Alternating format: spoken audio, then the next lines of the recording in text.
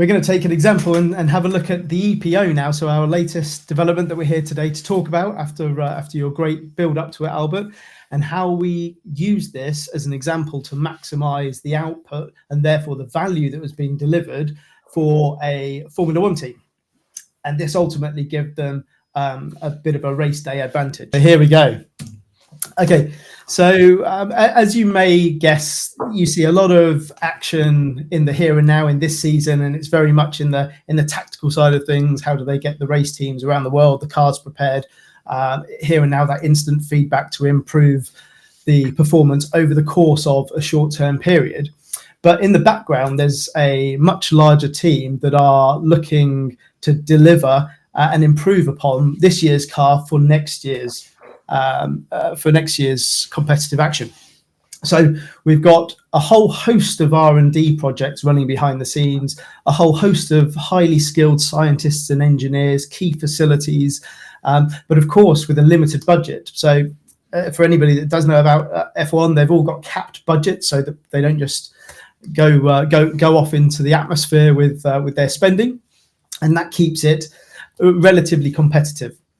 So before we jump into the EPO, just to set the scene a little bit, so what we were able to do is look at similar examples as to what Albert mentioned earlier on, but in a slightly different way now, actually in a hugely different way, and much more automated, and removing the human aspect of being able to sort of understand exactly what's going on and using the AI engine, as Albert mentioned earlier on.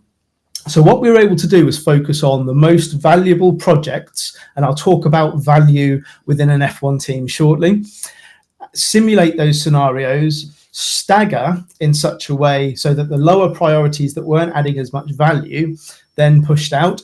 And what we were able to do is take from a start point of 1 of 5 of the highest value projects being delivered on time to all 5 of those high value projects being delivered on time.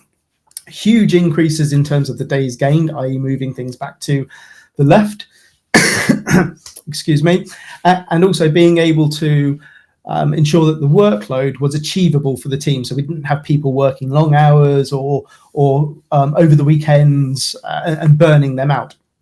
And what we found is that when the priorities are clear at a task level, which has been sort of driven down from the high level portfolio planning, and we understand the value that we want to deliver, we respect the capacity by not overloading our resources. We actually saw innovation accelerate to the point where not only did we deliver the R&D projects that we were planning to deliver, but actually we went a couple of steps further. So this, I'm not going to go through this in great detail.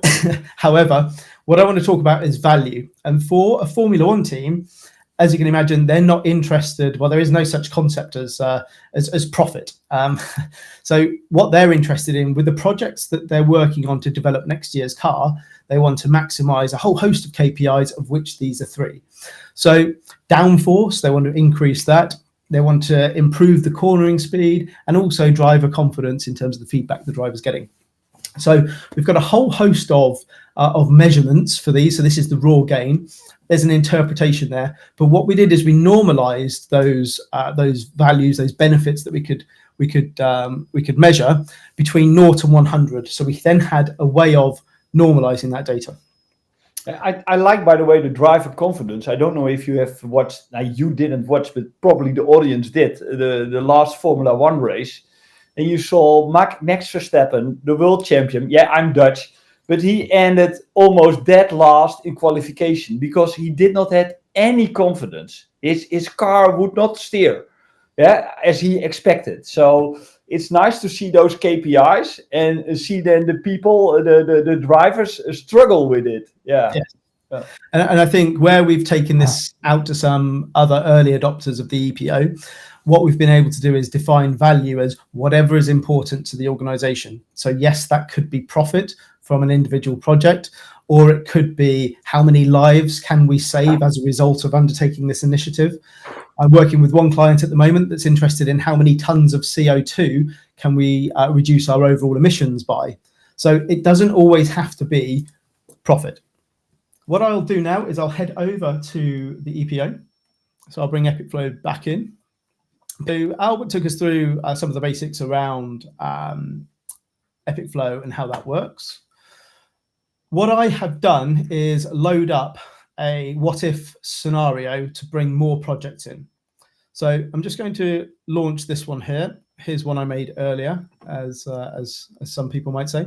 So I've got a whole host of projects in here. And if we take a look at all of these projects, for the eagle-eyed folks among you, you would have seen that these are aligned with the type of projects that we're interested in. So for a Formula One team. So in this case here, driver feedback calibration.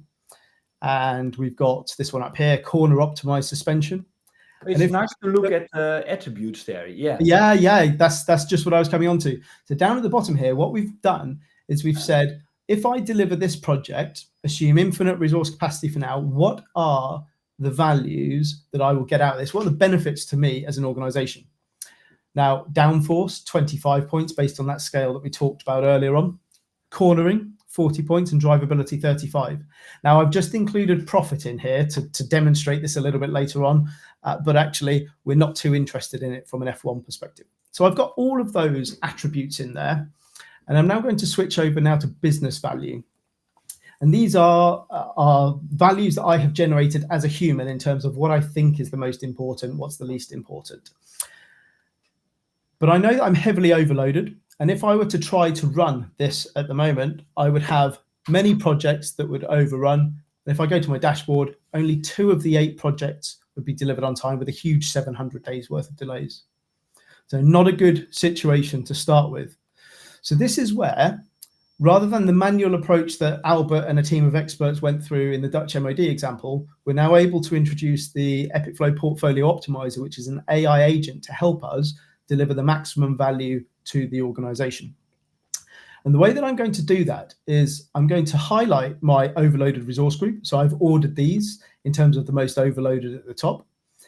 I'm going to put a bandwidth of time around that overload where we exceed the 0 line, and then optimize. So I'll just expand this ever so slightly. Okay. Now this opens up the AI agent. I'm going to choose fast flow. It will talk you through the entire process, but for now, what we're going to do to start with is we're going to open up all of the projects, and let's just show more. Can you tell maybe a bit about what an agent is? Yeah, absolutely. So the excuse me. So this agent is an LLM that we have pointed towards all of Albert's knowledge, all of the knowledge in our wiki. We have trained it to undertake certain processes, to be able to run analysis, and also described what it is that we would like to get to in terms of an output. And then we can vary our human inputs, and it will be able to then run through the combinations and the scenarios to take your verbal instruction and turn that into an optimized portfolio. And that's essentially what the EPO is doing. Yeah, and the nice thing is you have now the portfolio optimizer as an agent. Yeah, and if you look at the list, we have multiple agents. Yeah. Yes. So we can you can put multiple agents in, and moreover, customers can now also create their own agent.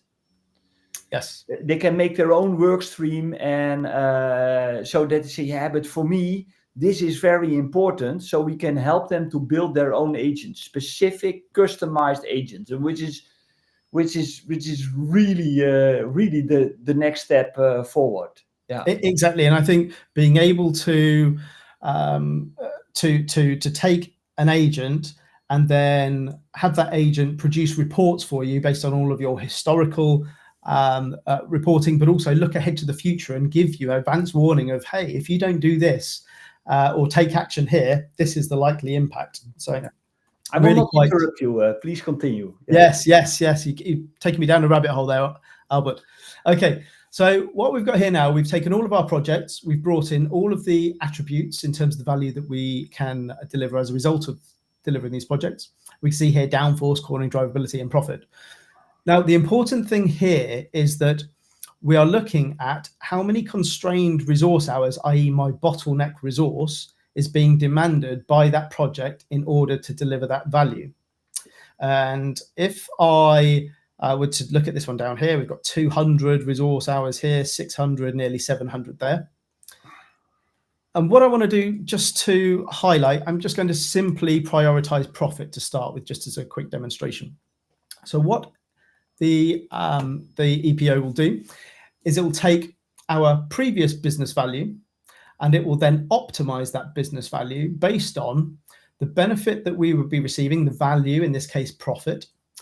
And you think, well, why is the first project in this list at $2,000 of profit at the top of this list when I've clearly got one down here that's $8,000 of profit? And that's because the bottleneck resource that's being demanded in this case is 0 hours. It's a free lunch. If you try to deliver that project, it will have no impact based on your current bottleneck on all of your other projects. So get on and do it, make it your highest business value. Now, as we progress down here, we have a much lower, so only 4,000 compared with the 8,000, but it's demanding 100 hours of our bottleneck resource. So as a ratio, this is delivering far more value for the organization per bottleneck hour than some of these. So that's the way that this is working to start with.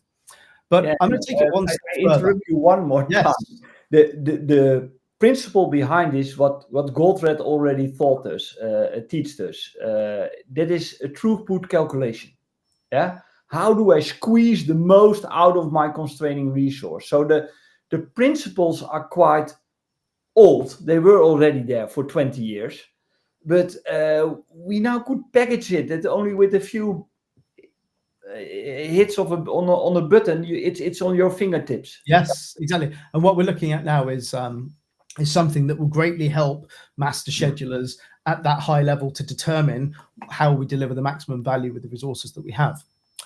So I'm going to step it up a level now and move away from profit. I'm going to come down here and edit this formula. And I'm going to say to the agent, hello, could you create me a formula, please, that makes sense for a Formula One race team?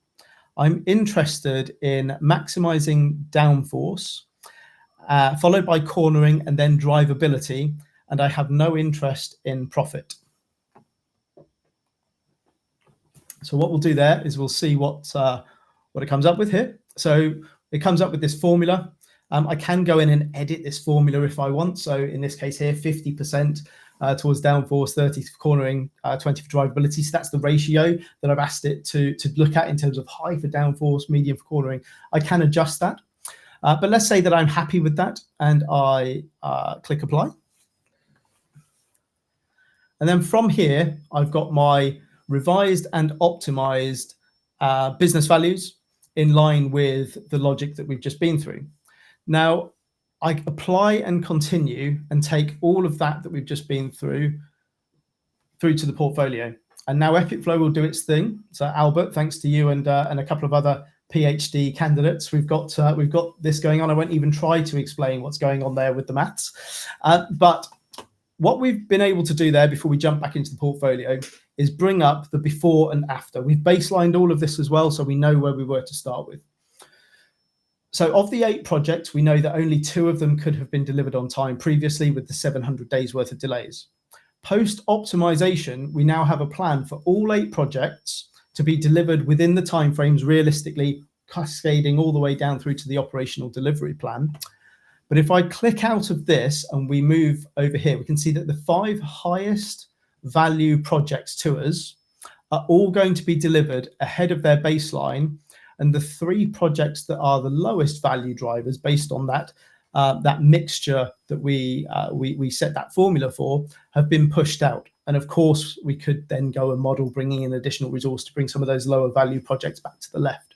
But that, in essence, is how the EPO is working. And we're able to see substantial increases, not only in output, but in terms of the value that the organization realizes as a result of optimizing around the constrained resource. And I'll hand back to you now, Albert. The main message is here that, it all starts with strategy. And we have proven in many cases that you don't have to go in the detail.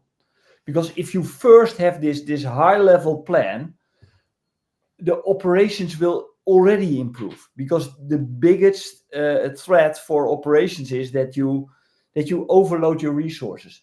Only one group here, only one group B. If that's overloaded, everybody will have an issue. So I think it's important to understand that even if you go and unblock your bottleneck today, so you could go and recruit an additional however many you need of resource group B, but you then need to model what is the impact of unblocking that bottleneck. What's the next one that I can then slam into? yeah, and you have to it's not always optimize the obvious. next one. Yeah. Yes. Yeah. You take an instantaneous snapshot of your resource overloads, think that you've got a recruitment plan to get yourself out of jail, you enact that, and then you've got another problem. So being able to model that and step it ahead to see what the overall impact is hugely powerful for organizations.